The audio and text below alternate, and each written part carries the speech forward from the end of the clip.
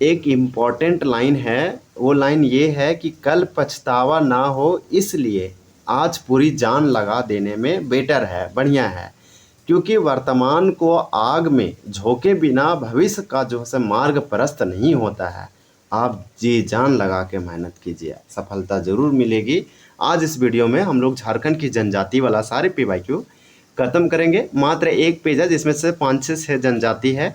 ये सब जनजाति से प्रश्न कम पूछे जाते हैं, लेकिन हम लोग एक छोटा सा वीडियो के अंतर्गत झारखंड की 33 की प्रमुख जनजाति कंप्लीट कर देंगे, क्योंकि हम लोग ऑलरेडी बहुत सारे जनजाति कवर किए। आज हम लोग का रेस्ट जो भी बचा हुआ है, ये परीक्षा योद्धा बुक है, इसमें जो भी क्वेश्चन पूछा गया इसमें सब सारे के सारे शामिल किया गया। तो चलिए फटाफट कंप्लीट करते हैं। देखिए, बेगा जनजाति का पहला प्रश्न है। आज बेगा जनजाति, फिर उसके बाद एक एक करके देखेंगे। ये सब जनजाति से बहुत लिमिटेड पूछा गया। अगर आप झारखंड का कोई भी एग्जाम JPSC जैसे फील्ड वर्कर, कक्षपाल, बिंदास होकर देखिए, आपको डायरेक्ट बेनिफिट होगा। एग्जाम में हो मिलता है। आप विश्वास नहीं कीजिएगा, JPSC का बैकलॉग देखिए, PT देखिए, सिविल सर्विस का उसका प्रिलिमिनरी एग्जाम देखिए, क्वेश्चन हूबहू आता है। वो कितनों साल पुराना हो, PYQ है, क्वेश्चन रिपीट कर देता है। तो बेगा जनजातियाँ सामान्यतः किस क्षेत्र में नहीं पाई जाती है? ऐसे क्वेश्चन का राइट आंसर ये होगा, हजारीबाग में बेगा जनजाति नहीं पाई जाती। हजारीबाग का प्रमुख जनजाति बिरहोर जनजाति है। SIPT 2017 में पूछा गया था। 2011 के जनगणना के अनुसार हजारीबाग जिले में बेगा जनजाति की जनसंख्या 0 है, मतलब नहीं के बराबर है। हजारीबाग जनजाति में बेगा जनजाति की जनसंख्या 0 है। रांची में 16 है, उसके बाद लातेहार में 34 है, सिंहभूम में 74 है, पूर्वी सिंहभूम, पश्चिमी सिंहभूम, सरायकेला खरसावां में ये जनजाति आपको देखने को मिलेगा। यहाँ पे देखिए बता रहा है कि डैश जनजाति में ग्राम के मुखिया को मुखदम बोला जाता है। ये वाला बहुत इंपॉर्टेंट है, SIPT में पूछा गया। SIPT का क्वेश्चन सारे एग्जामों में रिपीट होता है। ये JSSC के द्वारा लिया गया था और क्वेश्चन तो खूब एकदम झारखंड में जितना GK GS था और कई शिफ्टों में हुआ तो सब पूछा था। इस प्रकार से बेगा जनजाति हो जाएगा। बेगा जनजाति के ग्राम के मुखिया को यहाँ पे मुखदम बोला जाता है। तो ये वाला आपको तो भूलना नहीं है। क्यों? क्योंकि ये जनजाति की आबादी कम है और एक अल्पसंख्यक जनजाति है। बेगा जनजाति की परंपरागत जातीय पंचायत गांव स्तर पर होती है। गांव संगठन का मुखिया मुखदम कहलाता है। तो मुखदम एक व्यक्ति है जो गांव का मुखिया है। यह पद वंशानुगत होता है। तो देखिए, यानी कि ये पद जो है से हेरिडेटरी है, वंशानुगत है। ये मुकदम का सहायक, सयाना और सीखे होते हैं। इनमें एक संदेशवाहक भी होता है जिसे चारीदार कहते हैं। तो ये सारे के सारे आप अच्छे से देख लीजिए एक बार, प्रोनाउंसिएशन भी बहुत इंपॉर्टेंट होता है। बेगा प्रजाति डैश को पवित्र जानवर मानते हैं। SIPT 2017 का क्वेश्चन है, आपका बाघ होगा। बाघ वाला क्वेश्चन जानते हैं आप? बेगा जनजाति पढ़ेंगे ना तो बहुत ज़्यादा इसमें क्वेश्चन नहीं बनता है, लेकिन जो भी बनता है वो SIPT में पूछ रखा था और वही क्वेश्चन हम लोग पढ़ रहे हैं कि बेगा जनजाति का पवित्र जानवर बाघ है। देखिए कितना सारा इंपॉर्टेंट लाइन दे रखा है। बेगा जनजाति के लोग बाघ को जो है पवित्र और शुद्ध जानवर मानते हैं। बंजारा जनजाति से क्वेश्चन SIPT 17 में पूछा है कि आल्हा, देखिए आल्हा उदल जनजाति डैश जनजाति के नायक व्यक्तित्व है। नायक का मतलब हीरो या बढ़िया व्यक्ति। तो ये बंजारा जनजाति के नायक व्यक्ति कौन है?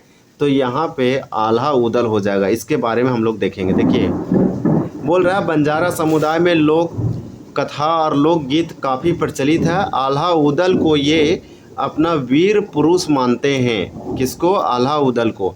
फिर बताया कि ये लोक कथाओं और इनमें काफ़ी प्रचलित है। बंजारा समुदाय के लोक गीतों में पृथ्वीराज चौहान का उल्लेख मिलता है। बंजारा समुदाय का प्रमुख नृत्य डंडा यानी दंड खेलना है। इसके प्रमुख वाद्य ढोलक है, नरसिंहा है, ठपरा और चिंकारा है। तो इस प्रकार से आपका ये कंप्लीट हो जाएगा। नेक्स्ट हम लोग देखेंगे बथोड़ी जनजाति है। देखिए ये सबसे कम पूछा है, लेकिन ये सब क्वेश्चन जो है आपके लिए इंपॉर्टेंट होगा। 2 ही 4 क्वेश्चन लेकिन इंपॉर्टेंट है। सोना पे सुहागा जैसा बोलते हैं ना, SIPT 2017 का है। बहुत अच्छे से आप इसको कंप्लीट कर सकते हैं कि बथोड़ी जनजाति डैश भी बोला जाता है। तो बथोड़ी जनजाति को जैसे भूमिज कहा जाता है। तो यहाँ पे राइट आंसर C होगा। देखिए बथोड़ी झारखंड की एक अति लघु जनजाति है, मतलब अल्पसंख्यक, बहुत कम संख्या है। बथोड़ी परंपरा के अनुसार इसकी उत्पत्ति जो है ब्रह्मा की भुजा सोवी है, अतः ये अपने को क्षत्रिय कहते हैं। अपने आप को स्वयं को क्षत्रिय कहने वाली जनजाति है बथोड़ी। ब्रह्मा का भुजा से इसका जो है उत्पन्न हुआ है, उत्पत्ति ओरिजिन हुआ है। ये अपने को आदिवासी पुकारा जाना पसंद नहीं करते हैं, यानी आदिवासी अपने आप को बोलना इनको पसंद नहीं है, इसलिए आदिवासी ये नहीं बोलते हैं। बथुड़ी जनजाति के पास भूमि होती है, तो चलिए भूमि तो सारे के पास है, इसके पास भी भूमि है, इसलिए ये अपने आप को भूमिज भी कहते हैं। तो भूमि है इसलिए ये भूमिज कहा। ये अपनी उपाधि देखिए, अपनी उपाधि मुंडा या सरदार बदलाते यानी बदलाते हैं, और बथुड़ी अपने को बहुतुली या बाहुबली कहते हैं। तो ये वाला इम्पोर्टेंट लाइन होगा, क्यों होगा कि अपने आप को बाहुबली और बहुतुली जनजाति कहने वाली कौन सी है, तो जिसका अर्थ होता है पीपुल ऑफ आर्म्स या क्षत्रिय, तो ये जनजाति है बथुड़ी। अब बिरजिया जनजाति देखिए आपका आ गया। बिरजिया जनजाति और भी इम्पोर्टेंट है। ये बिरजिया जनजाति से संबंधित क्वेश्चन देखिए जेपीएससी पीटी 7 से 10th वाला में पूछा था सिविल सर्विस प्रीलिम्स में, कि कौन सी ऐसी झारखंड की जनजाति है जिसका आधिकारिक अनुसूचित जनजाति की सूची में शामिल है। तो यहाँ पे आपका राइट आंसर हो जाएगा ये गंडिया, भांजा, प्रजा और बिरजिया। फिर से पढ़ते हैं कि निम्नलिखित में से कौन सी जनजाति झारखंड के आधिकारिक अनुसूचित जनजाति की सूची में शामिल है। भारत के संविधान 342 के तहत भारत के राष्ट्रपति को भी जो है जनजाति को अनुसूचित जनजाति में अधिसूचित कर सकते हैं। तो ये झारखंड का बिरजिया जनजाति है। तो बिरजिया जनजाति के बारे में बताया कि ये झारखंड के आधिकारिक अनुसूचित जनजाति की सूची में शामिल है, और दूसरा जो है झारखंड से संबंधित उसका नहीं है, यानी झारखंड से रिलेटेड नहीं है। करमाली जनजाति डैश झारखंड की एक प्राचीन और छोटी जनजाति है। ये पाषाण युग से ही इस क्षेत्र के निवासी माने जाते हैं। ये सहायक आचार्य 2024 का क्वेश्चन है। अभी तो 2026 में बहुत सारा एग्जाम हुआ, जब ये बुक अपडेट आएगा तो आप उसको ज़रूर देखेंगे। यहाँ पे क्वेश्चन आपका सी होगा करमाली, यानी कि करमाली झारखंड की एक प्राचीन और सबसे छोटी जनजाति मानी जाती है। ये पाषाण युग से ही इस क्षेत्र में निवास कर रही है, मतलब बहुत पुराना पाषाण युग से। देखिए झारखंड की जनजातियों में करमाली जनजाति का अपना एक खास स्थान है। झारखंड की एक प्राचीन और छोटी जनजाति जो पाषाण युग से ही इस क्षेत्र में निवास करती आ रही है। इस जनजाति को कारीगर यानी दस्कर जनजाति के जो से दस्कार जनजाति के रूप में भी जाना जाता है, क्योंकि इनकी परंपरागत पेशा लोहा और तरह तरह के उपकरण और औजार या टूल्स बनाना था। ऐतिहासिक परंपरा के अनुसार करमाली जनजाति के पूर्वज इस क्षेत्र में राजा और महाराजाओं के लिए लोहा से तरह तरह के अस्त्र शस्त्र बनाया करते थे, टूल्स वगैरह। और परंपरा के अनुसार शेर शाह के लिए भी हथियार का निर्माण करमाली जनजाति के द्वारा ही किया गया था। बोकारो जिला का भेंडरा गांव करमाली जनजाति के द्वारा लोहा निर्माण यानी लोह निर्माण के लिए सदियों से सुविख्यात रहा है।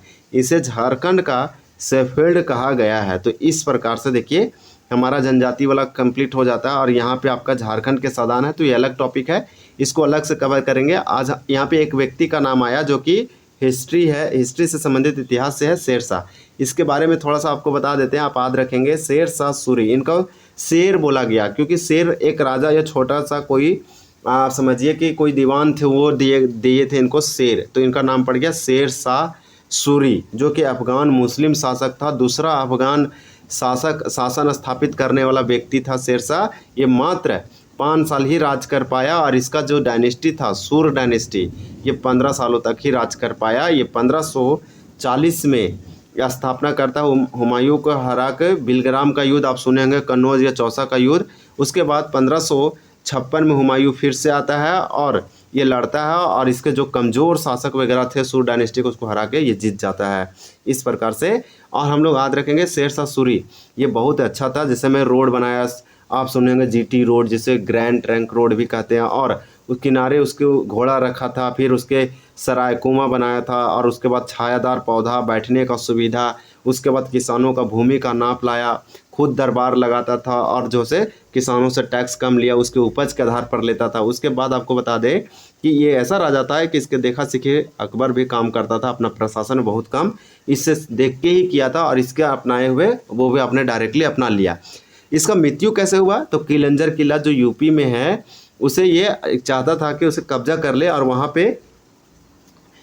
पे उसे घेर भी लिया, घेराबंदी भी कर लिया। वो डेट है इसका जब मृत्यु हुआ वो 22 मई आप याद रख सकते हैं 1545 का। जब उसको हमला बोला तो तो इसके सैनिक भी थे, ये भी थे, तो उसको जैसे बारूद वगैरह भी था, तो शायद वो जब अटैक किया तो एक बारूद जब छोड़ा गया, तो बारूद मतलब गोला या बम, तो वो दीवार से टकरा का यार जहाँ सारा बारूद रखा था या फिर जहाँ शेरशाह था वहीं आके वो फट गया, जिसके कारण शेरशाह पूरा घायल हो गया, पूरा झुलस गया। और जब तक जीवित रहा तो बोला कि जाओ, मेरे पास कोई नीचे नहीं आएगा, जब तक इसे आप जीत नहीं लेते, फतह नहीं करे, तब तक मेरे पास नहीं आना है। लेकिन लास्ट में तो फतह, वो किला तो जीत ही लिया। शेरशाह सूरी का फिर डेथ हो जाता है। तो वो डेट आपको बताएं कि किस तरह से एक छोटा सा समझिए कि व्यक्ति था, पर्सन था, लेकिन इसके मन में कहीं ना कहीं राजा बनने का सपना था। तो एक चीज़ आप देख लीजिए, जो बाबर के सेना में, आर्मी में काम करता था, दूसरे दूसरे जगहों पर रहता था, छोटा सा बालक था, किसी का अंडर रहता था, और वही मुगल डायनेस्टी को ख़त्म कर दिया था हद तक। 2 बार हुमायूं को दौड़ाया, गंगा में डुबोया, उसे खानदार उधर अफगानिस्तान पाकिस्तान खदेड़ के भगाया, लेकिन फिर वो तैयारी करके आया, देखा कि शेरशाह सूरी मर गया, नहीं है, कमज़ोर शासक है, उसे हरा सकते हैं, और फिर से आया। तो इस तरह से शेरशाह सूरी से आप बहुत कुछ अपने जीवन में सीख सकते हैं, उतार सकते हैं। आपको जैसे अगर ये कहानी और विवेचना सुनेंगे इनके, तो आप रो भी सकते हैं, क्योंकि एक बहुत ही ज़्यादा दर्दनाक और बहुत अच्छा घटना है। शेरशाह सूरी के बारे में ऐसा मान्यता है कि शेरशाह सूरी रहते हुए किसानों के लिए, प्रजा के लिए बहुत कुछ किए, और उसी से बहुत लोग सीखे भी।